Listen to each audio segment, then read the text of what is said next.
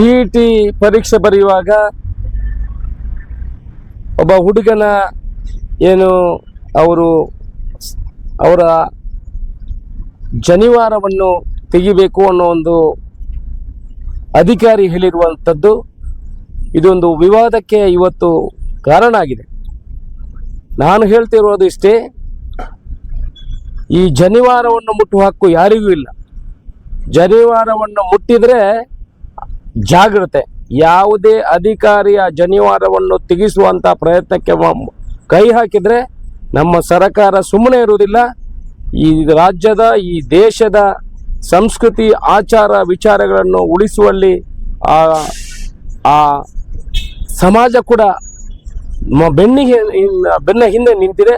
ಆದ್ದರಿಂದ ಸರ್ಕಾರ ಇದನ್ನು ಗಂಭೀರವಾಗಿ ತಗೊಳ್ತದೆ. ಇದನ್ನು ಯಾವುದೇ ಮುಟ್ಟುವಂಗಿಲ್ಲ. ಆ ಹುಡುಗನಿಗೆ ಯಾವುದೇ ಇನ್ನು ಮುಂದೆ ಎಕ್ಸಾಮ್ ಬರೆಯುವ ಯಾವ ಹುಡುಗರಿಗೂ ಯಾವ ಅಧಿಕಾರಿ ಕೂಡ ಈ ಕ್ರಮವನ್ನು ತೆಗೆಯುವಂಥದ್ದಿಲ್ಲ.